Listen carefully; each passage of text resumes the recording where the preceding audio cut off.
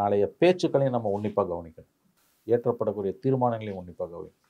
இப்போ யோகி ஆதித்யநாத் மாதிரி ஆளை கொண்டு வந்து நீங்கள் ஸ்டேஜில் ஏற்றுனீங்கன்னா அவர் என்ன பேசுவாருன்னு நமக்கு நல்லா இருக்க ஊர் கலவர பூமி ஆகணும்னா யோகியை கொண்டு வந்து விட்டால் போதும்.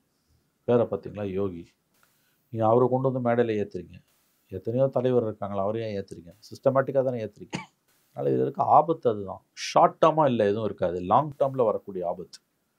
லாங் டேர்மில் இத்தகைய மாநாடுகள் தமிழ்நாட்டுக்கு பெருங்கேட்டை விளைவிக்கும். இதில் ரொம்ப வருத்தமான விஷயம், தேர்தல் கூட்டணி மட்டுமே வச்சுருந்தாரு, இந்த மாதிரி விஷயங்களில் வந்து அடக்கி வாசிப்பார்னு நினச்ச எடப்பாடி வெளிப்படையாக வாழ்த்து தெரிவிக்கிற அளவுக்குலாம் போகிறாருன்னா அவங்க ஒரு முடிவு பண்ணிட்டாங்கன்னு தான் தோணுது. இப்போ கூட்டணியை வந்து நிர்பந்தத்தின் அடிப்படையில் வச்சுட்டாங்க அப்படின்னு எடுத்துக்கிட்டாலும், இப்படி கருத்தியல் ரீதியாக வந்து ஒன்றுபடுறதை நம்ம எப்படி எடுத்துக்கிறது?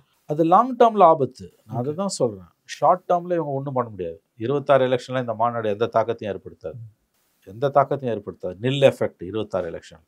பட் அடுத்தடுத்த தேர்தல்கள் இருக்குல்ல, say for example 10 years down the line 2036 தேர்தல் இருக்கும்போது மதம் ஒரு பெரிய இஷ்யூவாக தான் வரும். இது இருக்க ஆபத்தே அதுதான். இந்தியா பூரா மதவெறி தலைவிரிச்சு ஆடுது.